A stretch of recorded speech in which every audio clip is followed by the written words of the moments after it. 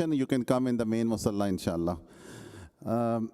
Today's session has two parts, inshallah. One is that we will talk about general information on what is Shura, what does Shura do on day-to-day basis, what are the different roles in the Shura, and any other important information that I can share. And then I will also open the floor for questions. So if you have questions about certain things, because obviously when Shura is working on a day-to-day basis, a lot of people don't have the visibility on the behind the scenes, the BTS as it's called these days. So I will be happy to take questions. The second part is going to be with the election commissioner. He's going to cover the important dates that are coming up with respect to the election, inshallah. So starting with what is Shura? Shura is the masjid's governing body that takes all the decisions on behalf of the general body. It consists of 9 Shura members, including the Amir. So there is 1 president or Amir and 8 Shura members. Now, starting this year, there is a change that has happened in the Constitution, which impacts the term of the Shura. Previously, the Shura would be elected every 2 years. They will serve the two-year term, and then the next election will happen. The election would happen for Amir and all 8 Shura positions every 2 years. But starting this election, when the election takes place, when the Amir is chosen, the Amir will still serve the 2-year term, just like before. No change to that. Every 2 year, Amir will be elected. But from the Shura members, those who receive the highest number of votes, the 4 people, top 4 vote getters will serve 3-year term, and the lower 4 people that have the votes will serve the 2-year term. And the reason for that is that the terms are segregated. So every time there is election, subsequently it will be only on 4 positions, so that there is some overlap. Because currently what was happening was every 2 years, a new group of people would come and they will go through the whole learning process again and transition happen. Now, inshallah, the experience will overlap. So it will make things, inshallah, more smooth for the masjid. So once the election happens and the Shura is chosen, President has the responsibility to appoint a treasurer and a general secretary. And we will cover their roles in the next slide, inshallah. Shura follows the directions that are in the Constitution. Now, Constitution is a document that covers some of the strategic areas, but day-to-day operational matters are not in the Constitution. So, Constitution is supplemented by any processes and procedures that Shura creates, but it still has to govern within the confines of the Constitution. And as an example, Constitution talks about electing an imam, right? And there is a detailed process for that. But Constitution does not talk about how to hire an administrative assistant in the masjid, right? So now Shura has to come up with a process of how that hiring has to take place. So Constitution does not have every single thing that happens in the masjid, but some of the key things that happen in the masjid. And then the rest of the processes, Shura can come up with those processes and policies and procedures. Of course, the Shura is answerable to the community. We are a 501c3 public nonprofit. All of our financials are open book. Anybody can ask for it. Anybody can demand to see it. There is nothing hidden. And internally within the Shura, whenever there are decisions that are being made, Shura votes on those decisions, and the majority always rules in the Shura.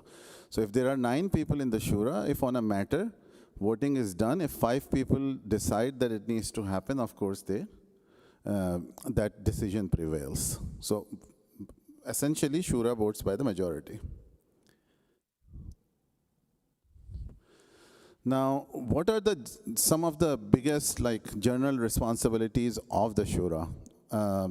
Effective use of masjid funds, so that we continue to operate this facility, we continue to provide events and services in the masjid. That's like the biggest responsibility, the financial health of the masjid. That's like topmost in my opinion.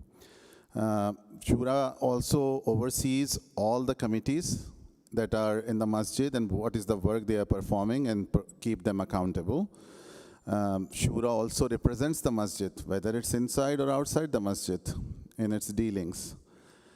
Shura is also a body that is supposed to come up with strategic plans. So plans for the future growth, plans for the future development. As we all know, that in the last 5 years since COVID, this community has been rapidly growing. So it was Shura's responsibility to continue to do capacity planning for the masjid and continue to see what are the different areas of growth opportunities that Shura needs to work on. So whoever is the incoming Shura, they will also have to continue to focus on growth and development of the masjid. Of course, masjid, besides committees, which are mostly consisting of volunteers, we also have a lot of paid staff in the masjid.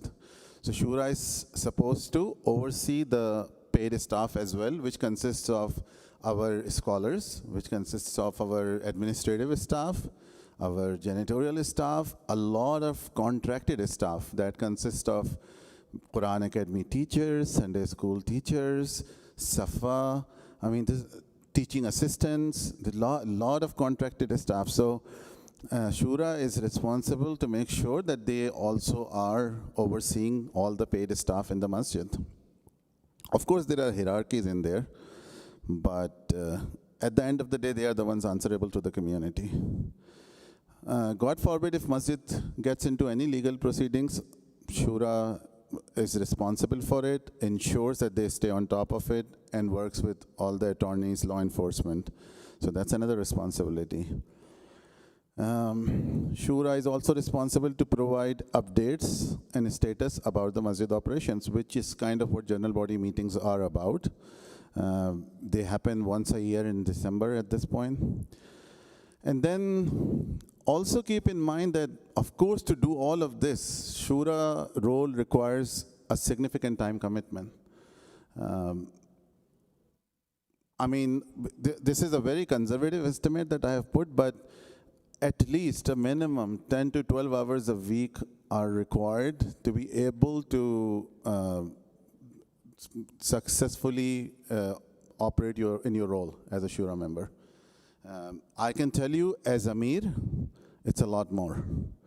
If you are an office holder, which is a treasurer, which is a general secretary, it requires even more time because they are overseeing a lot of other stuff. But a regular Shura member is expected to at least spend 10 to 12 hours. Now, where does those 10 to 12 hours typically go for a Shura member? You are overseeing your committees, right? So you are expected to meet with them regularly, take their status report, provide them directions, make sure if events are happening, you are actively involved in providing the vision and direction. So a lot goes on in the masjid on day to day now. Masjid has really become big. So again, I want to emphasize that 10 to 12 hours is a pretty conservative estimate, but that's the bare minimum. You need to at least put in that much. Otherwise, things just don't move.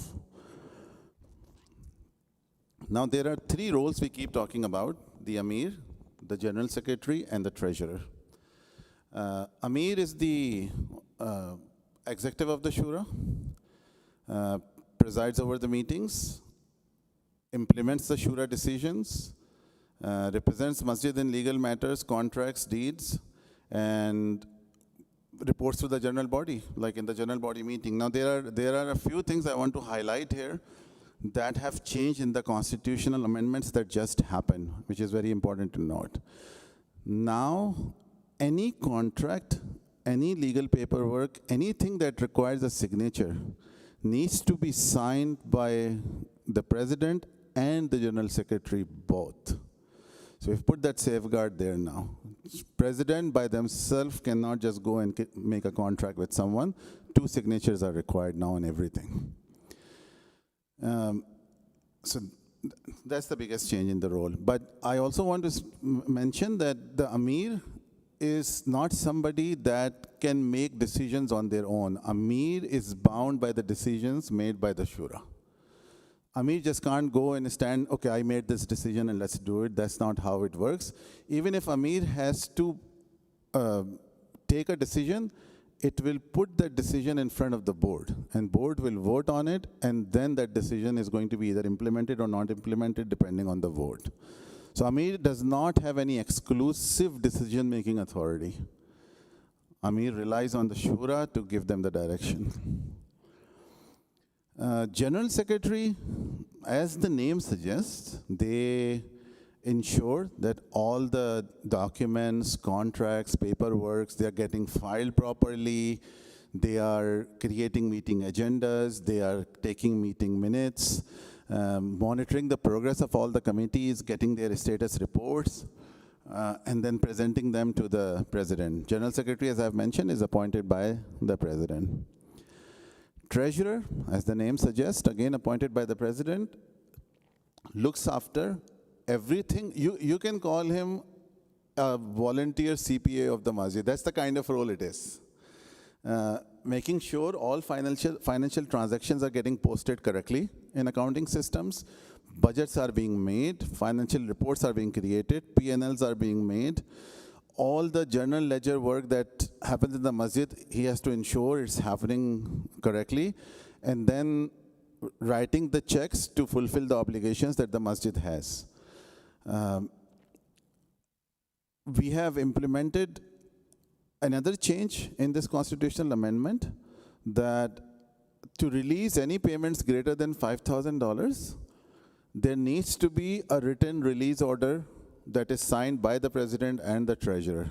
Without that, that payment is not going to be released. That's again another safeguard to make sure that one person is just not writing the checks, but first a payment slip is made and a person has to sign it, and then the president has to countersign it, and then the payment is released, just to ensure that there is more check and balance. But overall, treasurer is very involved in looking at the entire finance of the masjid. That's an area that you can say the president also very involved closely, because they also want to look at the financial health and how things are moving along. Of course, there are 2 areas that are very significant in the masjid in terms of our full-time teams that are paid teams. Our religious leadership team, mashallah, which consists of 5 people now. We have our Imam, Sheikh Salah Mahmood. We have our resident scholar, Mufti Sajid. Youth Director, Ustad Safi Khan. Girls Tarbiyah Director, Ustaza Sophia Khan. And our Director of Quran Academy, Qari Ahmad Fadl. And on the administration side, you all are familiar with Brother Brandon, who is the Director of Operations. Brother Ahmad Noor, who is the admin assistant, and Sister Sidra Siddiqui, who is our second admin assistant. In addition to that, our masjid now has a maintenance operator as well, Zubair Ahmad Ali. He's our full-time cleaner. He provides the janitorial services. Now that the masjid is so big, so we are not contracting. And the benefit of doing that is, not only does he help with keeping the masjid clean, but he also helps with the setup of tables, chairs, and any of the events, any other general task in the masjid. So that's why we call him maintenance operator. He does all the general stuff in the masjid and assists Ahmad Bhai with all the events. We also have another contractor that comes in for the cleaning, because masjid is so big. We're testing him right now, Hafiz Hussain, but we'll see where that goes, inshallah. Of course, as I have previously mentioned, there is a lot of contracted staff in the masjid, Quran Academy teachers and Safa TAs and Sunday school teachers and Sunday school TAs. So there's a lot more that goes on. Now, it is, you can imagine that with masjid being so big, it is almost impossible for 9 Shura members to run the masjid by themselves. So there are committees in the masjid. And The reason the committees are established is that they have been assigned specific areas in the masjid. These committees are all volunteer-based. Community members participate in them. I see, mashallah, many that I can see here, that Brother Samir is here, Brother Sharif is here, mashallah. They all are part of different committees. Brother Tamim is right there. Inam Bhai from the parking, mashallah. So everybody is part of a committee, is a volunteer, and they help the Shura run the masjid operations in various areas. Every committee is led by a chairperson, which is again a volunteer, not a Shura member. And then that committee is assigned a Shura liaison. And the job of that Shura liaison, again, is to make sure that they are keeping the committee accountable. They are meeting with them regularly. Whatever Shura's vision is, they are taking that vision to the committee and making sure that that vision is getting implemented and holding them accountable. And then the committees work on their budgets and activities. Shura approves them, and that's how the work operates. So just to give you an example of a committee that is currently operating here at the masjid, and it's extremely busy. Event services. You know, we have, mashallah, multi-purpose halls, 2 of them. The multi-purpose hall on the first floor, we started renting it last year to generate some income for the masjid. So the event services committee, led by Brother Zaid Ali, runs that committee. And they have, I think, 5 members right now in that committee. They deal with customers, they deal with intake of whatever event is coming. We have done wedding events here, we have done aqiqahs here, we have done ameens here. So that's fully run by volunteers. But for the day of the event, we have an event manager. That is responsible, that's a contractor. So on the day of the event, that event manager comes and makes sure whatever event is happening is flowing properly and everything that is required to be there is present there. So that's how committees are getting utilized very, very effectively, alhamdulillah. And there are a lot of committees in the masjid, and we will look at them. We already covered this. Shura liaison is a very important role. Again, because we are talking about election, Shura liaison is key. If a Shura liaison is not looking after their committee, generally the tendency is that that committee will start to slack off a little. So, because everybody is a volunteer, right? So Shura members are required to stay engaged with the committees, meet with them regularly, talk to them regularly, and ensure that the task is being done. And of course, providing a strategic vision and ideas about that particular committee.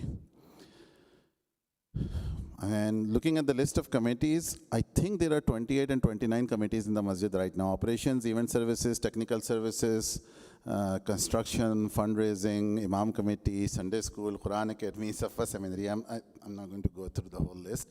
There are 28, 29 of them that are operating, each committee with a chair and members. Now, of course, with 29 committees and 9 Shura members, you can tell that each Shura member is responsible for multiple committees. So in our current term, most of the Shura members are responsible for 2 to 3 committees they look after. And I can give you my example. I'm responsible for operations, construction, and fundraising. So every Shura member, I think, where is Farooq is here? Farooq is our treasurer right now. But in addition to being treasurer, he is also looking after social committee, he's looking after civics. And what am I missing, Farooq? Farooq is also part of fundraising. And then he's into Imam committee as well, which I am too. So every Shura member is responsible for 3 committees, at least in some cases 4 also. But this, imagine this, that to be able to manage multiple committees on a day-to-day basis simultaneously, the key is to hold meetings with them regularly. Otherwise, you will lose track of what they're doing. So having weekly meetings is the key. This is again kind of a repetition of the same thing we have been talking about, that the Shura is there atop, and then there are employees and then there are committee chairs that work with the liaisons, and there are committee members, and then there are general volunteers. Now, of course, there is a large pool of volunteers ICF has. And whenever there is a large event, for example, conference happened, we send out the sign up and we engage the general volunteer population. And mashallah, we are very, very blessed in terms of volunteers. I think we have a rotating pool of 150 to 175 volunteers that come forward every time there is a big event. And I'm going to stop here because this is all election commission area. I'm going to open the floor. Is Noman here already? Okay. So his section is next, but I will take the questions now about anything you've heard.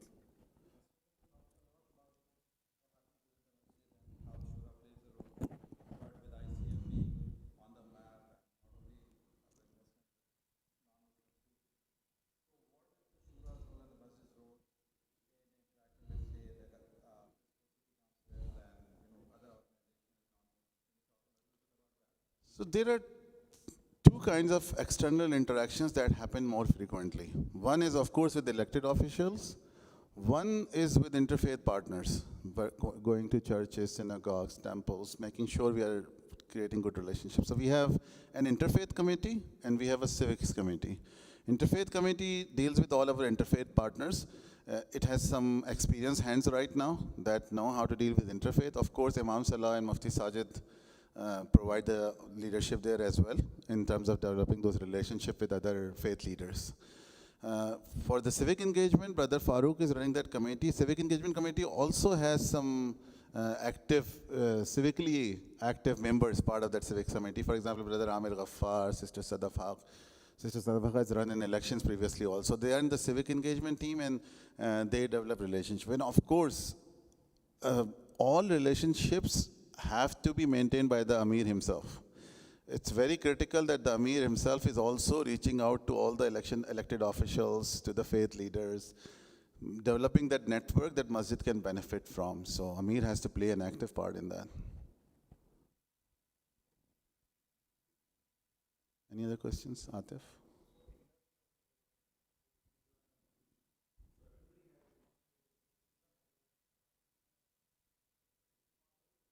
No, Amir has no veto power. I just said that. Amir is one vote just like any other Shura member. If I vote for something and the other 5 say, no, this is not going to happen, then it just can't happen.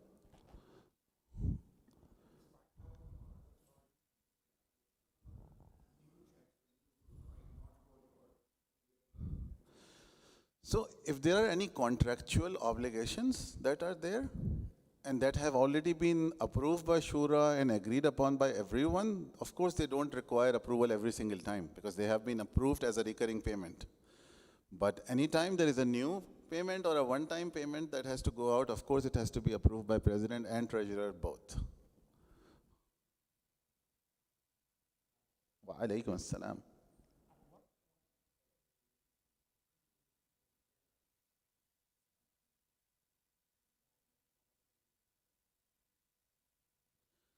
Good question. I mean, I would divide it into 2 parts, right? One is Shura, you feel like is doing a great job, but you want to provide input to the Shura. There are ideas that you have. There are things you feel like can be improved. That is very simple. You just email Shura. Shura@friscomasjid.org. Tell them you observe this or you observe that or you feel this area can be improved in the masjid, and you provide as a general member that input. Shura, I can't speak for the incoming Shura, whoever that is going to be. The process that we adopted was that whenever an email comes that is either critical of something, providing feedback, asking for improvement, we try to give them an audience in the Shura meeting. And they say, come and talk to us. Let's see what kind of ideas you have, what kind of suggestions you have. And then if it's implementable, we implement those. So that's one thing that the general body can do. The other is that Shura is really, God forbid, into serious mismanagement. Then the general body has the authority to remove the Shura. There is a voting threshold which is pretty high. I'm not going to quote it because I don't remember. I think it's 75% of the people that have to vote to remove a Shura. God forbid if there is mismanagement of that serious nature, then the general body can collect signatures and remove the board and then do fresh elections.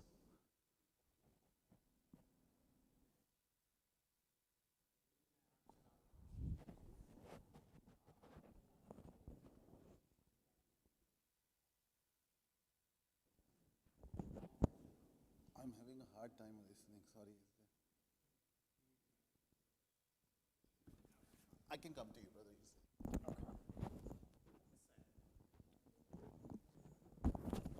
Okay, I said the reason I asked that question is because whatever policies or decisions that are being implemented by the Shura impacts on the General Assembly.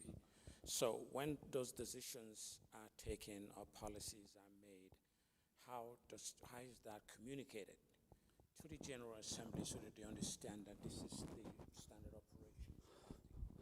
So there are two ways to do it, right? For example, if we are taking a big undertaking, like for example, we are doing expansion, Shura is supposed to come and present this to the community, that what is the project and what is the project they are taking. And then there are many day-to-day decisions that general body basically has entrusted the Shura. They take them on day-to-day basis, but if you feel like that decisions have an issue, you can always reach out to Shura about them. But for any significant decisions, general body, we try to keep them up to date, whether through announcements here, whether through newsletters, whether putting through social media, but we always put those announcements out whenever the major decisions are being made. Yeah, once a year general body meeting is there too, to give an update on what happened throughout the year. Yusuf Uncle.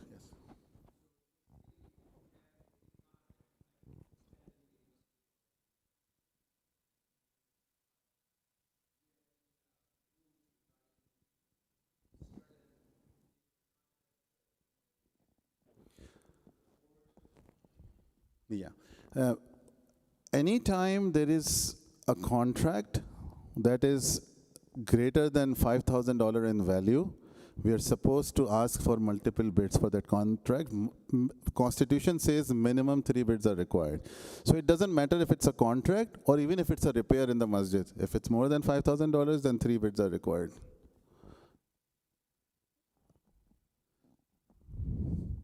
Any other questions? Sharbai?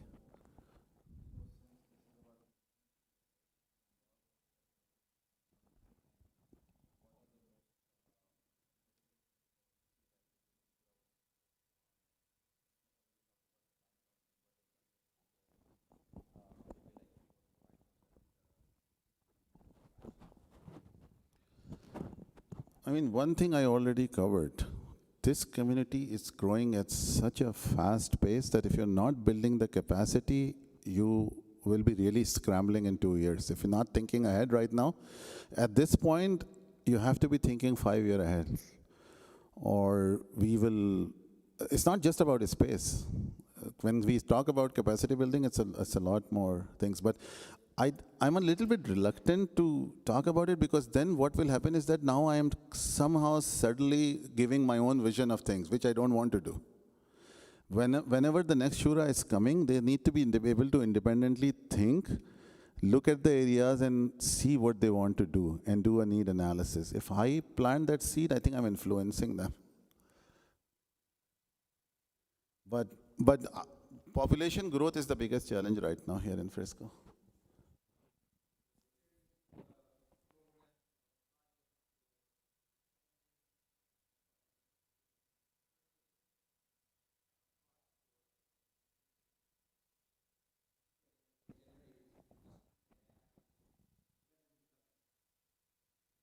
So at this time, no, this Shura hasn't started any projects. The revenue, 2 revenue generating projects that the masjid has undertaken is Muraqba and the event services. That is generating revenue. Of course, we don't want to call it revenue in the masjid as such because that's against the IRS rules. We don't generate revenue in a non-profit. Of course, we have fees for our various programs. I mean, Sunday school generates a large amount of income. We have 500 plus students there, so it brings a lot of money in. Safa is huge now. It brings income. It's not like masjid doesn't have income right now. It has a lot of income that comes from besides donations. And that's how we are able to expand, alhamdulillah, rapidly in the last 4 years.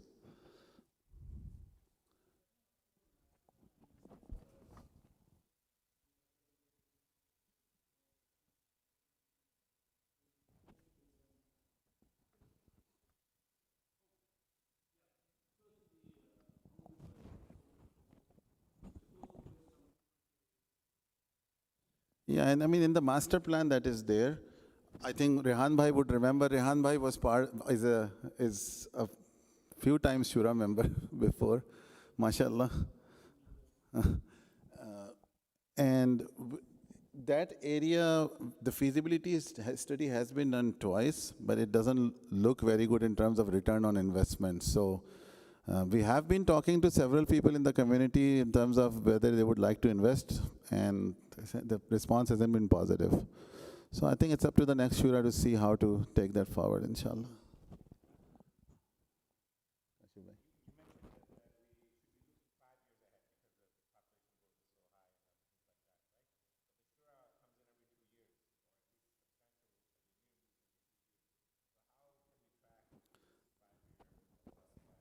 The answer to your question is in the Constitution. Every Shura is supposed to honor the decisions of the previous Shura. That's mandated in the Constitution. Otherwise, it will be complete chaos in the masjid. So, for example, Rehan Bhai was part of the Shura in 2018 and 2019. It was that Shura's vision that this expansion needs to happen. The Shuras that came in after that honored their vision and said, yes, we need to continue on this and we need to continue to build. So I think a good community will always build on the successes and the plans of the previous Shura members that are coming in, inshallah.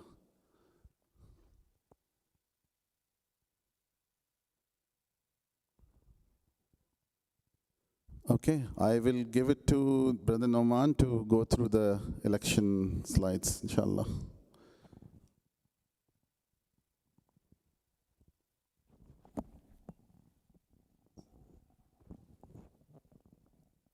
Jazakallah Asra, and a lot of very good questions.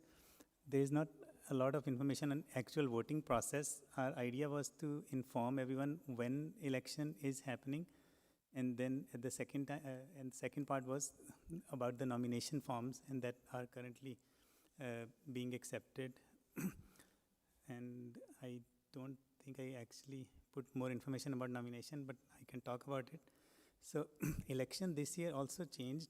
It used to be the last Sunday of November, but due to the constitutional change, now it is going to be second Sunday of November. So that is going to be November 9th this year. So that's first change. And the second change is that we are moving to an electronic voting model this year. So there is going to be no in-person early voting anymore that used to be before. It's not set in stone, the actual process yet. Election Commission is doing testing to finalize exactly you can say the actual details. But in general, it is going to be of a format where you will get an invitation if you are a member and you are a member by May 31st, 2025, that if you are interested in electronic ballot, then you provide an ID, and then in response to your ID, a ballot link will be sent to you. You can request that response from November 3rd to November 8th. And if you want to participate in the electronic voting through email, if you do not do that, then the only option left would be to come in person and be a part of the in-person voting on November 9th, Sunday. That is going to be from 9 a.m. to 5 p.m. In-person voting also will not have any paper ballots. So the idea is to have everything electronic, and then that will also facilitate the record keeping, and at the same time provides more opportunity for people to do remote voting if they are not available to come and vote in person. So that's the process. More details will be shared through ICF media channels. Dates are here, and then the second part I wanted to talk about was the nomination criteria. there are two different positions, the Amir position, and then the second is the 8 seats for the board of directors or the Shura. So age is one difference between two positions. Anybody 18 plus can run for the Shura, but for Amir, you have to be at least 25 years. And then this constitution also changed the requirements for the Amir position. And I actually should have added that here, but I didn't. But I'm going to just go over that. So the requirement for Amir position this time is that age is one criteria, that's a must. But other than that, you have to have prior experience of a similar work. And there are 5 different examples that can be used to show your experience. One of them is that if you have been a prior Shura member in another masjid or Frisco masjid, that is acceptable. The other options are that if you have been in a part as a board member in a non-profit, that experience works. If you have been part of a civic committee like the Frisco City Council-based boards and commission or Frisco ISD committee or something similar, that experience is acceptable. So there are these 3 or 4 extra things that are required, that if you do not have prior experience in one of those areas in terms of leadership role, then you can still continue and contest the Shura election, but you cannot actually run for the Amir election. The other requirements are simple, that you need to be a resident of Frisco for last 1 year, and you should be a member prior to May 31st, 2025. To verify your residency status, there are 2 ways we are using it. If your driver's license address is valid and you were a member at least 1 year ago, then we have the record that when you actually signed up for membership, so we can do that. Or you can provide us a utility bill or something similar that shows that you have been a resident in that eligible address for more than 1 year. The second requirement is to show a legal resident status. That can be a passport, a permanent resident card, or any other document. The only actual document that we are asking for is a copy of the Texas ID or a driver's license. Other than that, the rest of the documents we actually need to verify your eligibility, but we do not need them. And the last important thing is that if you run for nomination, we need your consent to run a background check on you. And for that, we will provide you a link to fill on your email address. And the results of the background check will determine if you actually become part of the final candidate list or not. And then our plan is to follow these dates. Nomination period is currently ongoing. Nomination acceptance is in person, and both your nominator and you have to be here available in person. Currently we have 4 options. The 1st and 2nd September 21st and September 24th, and then also this Friday and Saturday, September 26th and September 27th, the 2 more dates when we are accepting nominations. If by any means, like there is no way you can make any of these dates and you're interested in running, then you should contact the Election Commission and we can figure out another time to facilitate that, because we want more and more people to participate. So these are just like 4 windows that are available, but in case if you cannot make any of those windows, then reach out to us. Our email address is very easy. It's ec@friscomasjid.org, and then we can, inshallah, figure out another time if you cannot make any of these times. But it has to be before the Saturday's deadline. It cannot be after that. And then once we have the list, we need some time to get the results from the background check, and then we'll post the initial list. And after that, there are a few days for you to decide if you want to continue or you want to withdraw. Once October 8th passes, then October 9th, we will publish the final list. After that, the main event is October 24th, which is basically an event designed for all the candidates to meet the community and talk about your background, your vision, or anything you want to talk about, and tell the community why you're running for the election and things like that. So it's like basically an open opportunity for you to introduce yourself to the community. And then it's just followed by early voting starting from November 3rd to 8th. And then election day is November 9th. And the Shura, new Shura takes effect last Sunday of this year, which is going to be December 28th. And I think I forgot one thing. So we are starting the staggered election approach this year, where the first 4 members, we already covered it. Oh, okay, inshallah. Jazakallah. So I think that's all from my side. Any questions? Yes.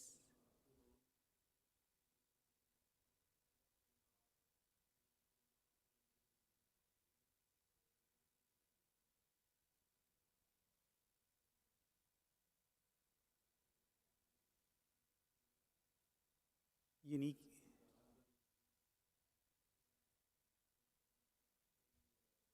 So, no, the way our membership works is that you have to have a unique email address to become a member. So if there are 4 people in a family member, they all have 4 different addresses. Otherwise, they couldn't be members. So that's why everybody will get it on their individual email address.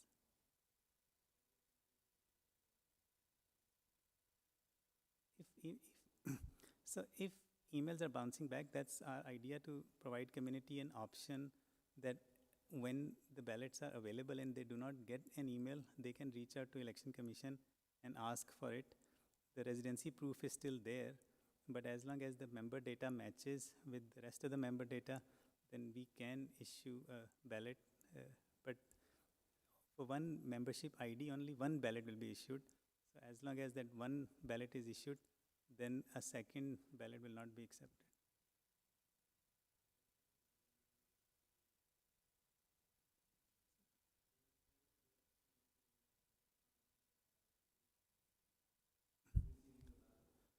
So more details will come out, but current plan is to send an email out inviting people to request for ballot on November 2nd. So if you do not get it by November 3rd, then that's the time to ask for it.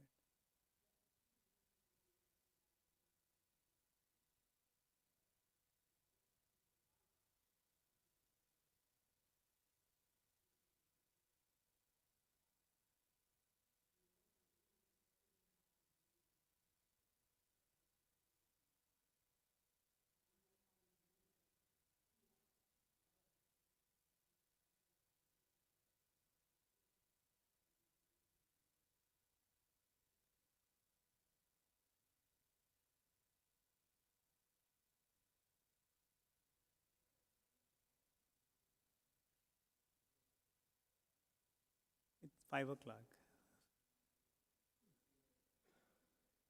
So, so on November 9th, you will not be able to use the remote voting option. Yeah, that we will close on November 8th. Yes.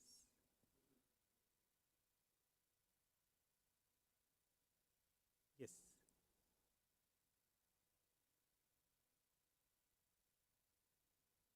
Yes.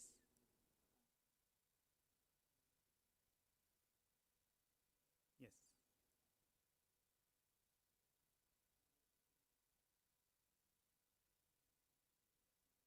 Now,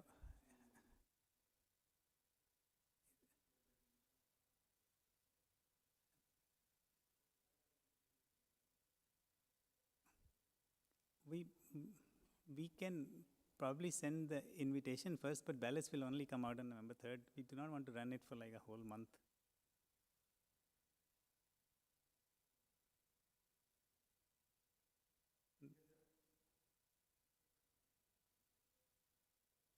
Right.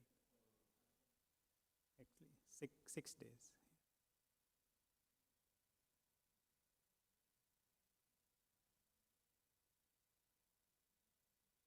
Yes. Yes. Yes.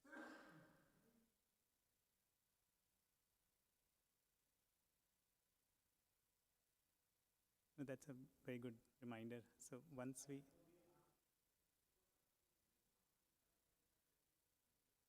so so we are hoping that on November 27th, when we have all the nominations, so in a day or so we can send the invites to all the candidates to fill the background check form, and then based on past experience, usually within 5 to 6 days it comes back. That's why we put a October 4th date, that by that time we should have results for everyone so we can post an initial list.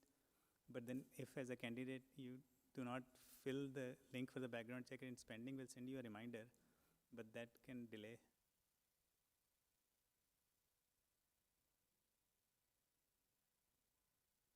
Yes.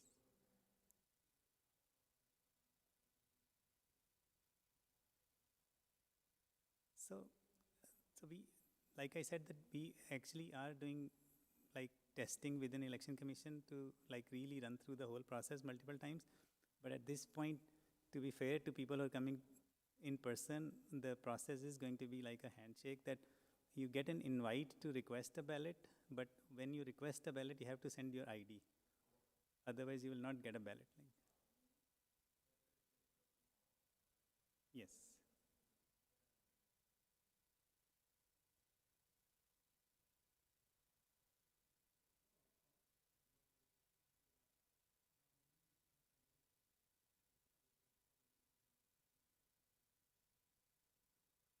Yes, inshallah. The web page is already established, friscomasjid.org/elections, and we'll continuously update that.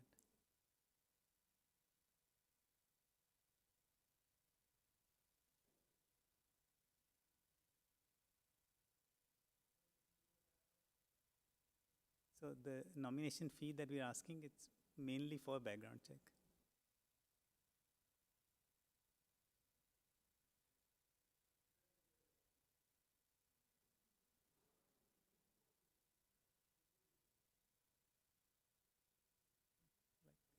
No other questions? Jazakallah everyone for coming.